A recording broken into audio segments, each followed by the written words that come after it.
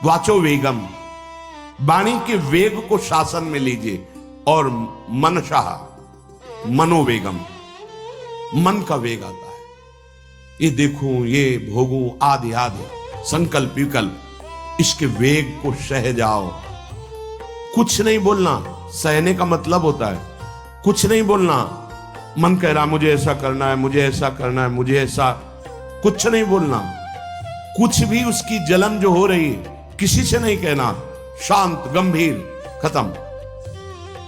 पर उपासक क्या करता है? जो कच्चा उपासक है, नहीं नहीं अब मेरे मन में आ रही, मेरे मन में जलन हो रही, मुझे ऐसा करना है, मुझे ऐसा नहीं।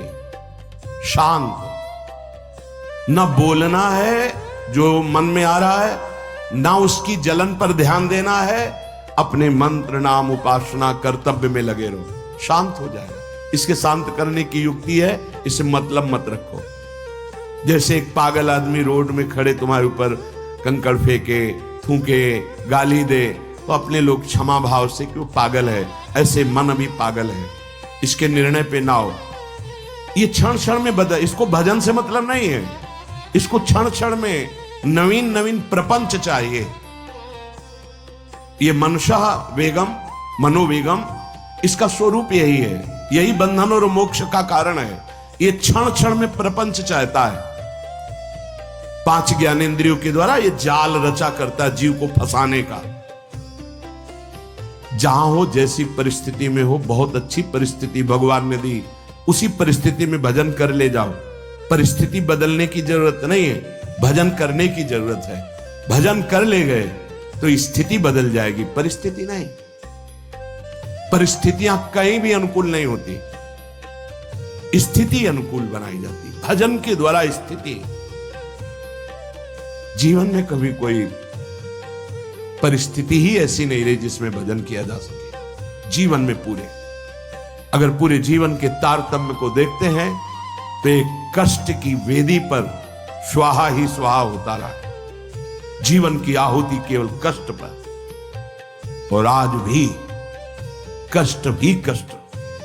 फिर आप सोचोगे सुख किसे कहते हैं? ऐसे कांटों वाले पेड़ पर ऐसा सुगंधित फूल खिलता है कि जिससे परमात्मा मुग्ध हो जाता है। जीवात्मा नहीं, परमात्मा मुग्ध हो जाता है। वो ये मार्ग है। उस सुमन को लेकर वो अपने श्रृंगार में लगा लेते हैं। सुमन, सुंदर मन, ये कांटों पे खिलता है। जैसे गुलाब का फूल कांटों पे नहीं खिलता, हाँ ये कांटे हैं। हर द्वंद की पीड़ा को सहता हुआ जब उपासक आगे बढ़ता है तब सुमन खिलता है। उस सुमन को प्रियाजू अपने केश पास में धारण करती है। उस सुमन को प्रियाजू अपने कर कमल में लेती है।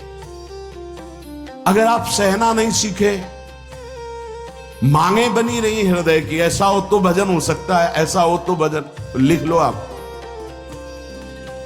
मन बहुत चंचल है, इसको हर समय नवम नवम नवम, जहां जैसी परिस्थिति उसी में भजन करके निकल चलो। गृहस्थ में हो, विरक्त में हो, गांव में हो, शहर में हो, जहां जैसी परिस्थिति, परिस्थिति बदलने की कोशिश मत करो, स्थिति बदलने की कोशिश करो। जिनको लगता है परिस्थिति बदल जाएगी तो भजन होने लगेगा, नहीं। भजन होने लगेगा तो किसी भी परिस्थिति में भजन होने लगेगा। भजन नहीं तो किसी भी परिस्थिति में नहीं होगा, पक्का समझ लीजिए। इसलिए मनोवेगम, ये जो मन का वेग आ रहा है, इसको आप सहना सीखो और प्रियाजू पर भरोसा रखो। उनको जैसी परिस्थिति देनी होगी दे देंगी ना, भरोसा रखो। अगर मांग मुख से निकाल दी तो अधूरापन साबित हो जाएगा कि हमको ये खाना पीना, ये हमको पहनना, ये ऐसी परिस्थिति, ये ऐसी छोड़ दो। जोई जोई प्यारो करे सोई मोई भावे। शांत हो जाओ, मन के वेग को सह जाओ। क्रोध वेगम,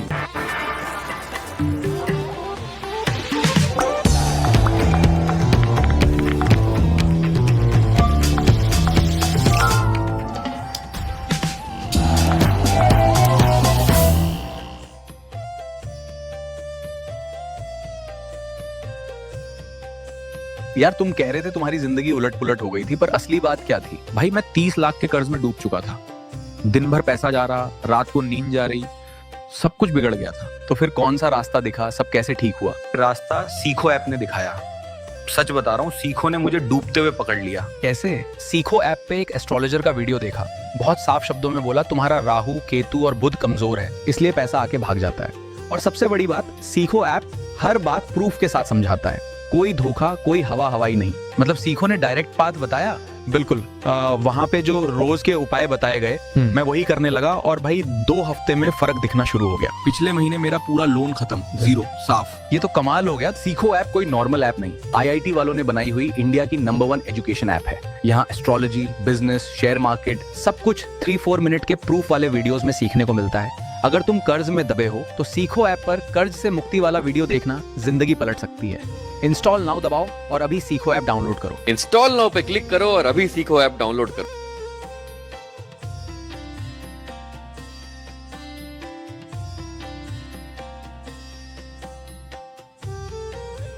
क्रोध वेगम, महाप्रभु कह रहे कुत्सितवाद विकार है। समस्त विकारों में प्रधान विकार होता है काम। काम से ही क्रोध का प्रादुर्भाव होता है। क्रोध एक वृत्ति है जो आने जाने वाली, स्थायी कोई नहीं है। जिस समय आपके अंदर क्रोध आए उस समय मौन होकर हट जाइए वहां से, तुरंत जाकर थोड़ा ठंडा पानी पिए, प्रभु के चरणारविंद की तरफ अपनी वृत्ति को ले जाने की कोशिश कीजिए। उस व्यक्ति से चिंतन हटाइए जिससे क्रोध आ रहा है, उस व्यक्ति की उस क्रिया से चिंतन हटाइए जिससे क्रोध आ रहा है, हट जाइए। ये क्रोध का वेग अगर आता रहा तो भजन करने पर भी अनुभव नहीं हो पाएगा। एक बार अच्छे से क्रोध आ जाए, अंदर हृदय जल जाए, तो 1 महीने भजन के प्रभाव को रोक देता है पूज्य बाबा के उसमें। फिर आप अगर 12 बार साल में आ गया तो क्या अनुभव में आ गया। इसीलिए 20-20, 50-50 वर्ष हो रहे हैं, कुछ अनुभव में नहीं आ रहा। बहुत सावधान। क्रोध हमारा नाश करता है, किसी और का नहीं। हमारे भजन का, हमारे हृदय के आनंद का, हमारी वृत्ति का बड़ा हल्का स्वरूप हो जाता है क्रोधी पुरुष का। इसलिए क्रोध को सहना है, उसके वेग को सहना है। वाणी के वेग, मन के वेग और क्रोध के। अगर क्रोध के वेग को सह गए तो अगला है हिंसा का वेग। वो अपने आप सह जाओगे, क्योंकि क्रोध से ही हिंसा होती है। हिंसा का वेग, वाणी के द्वारा बहुत हिंसा होती है। ऐसे कठोर वचन बोल दिए जाते हैं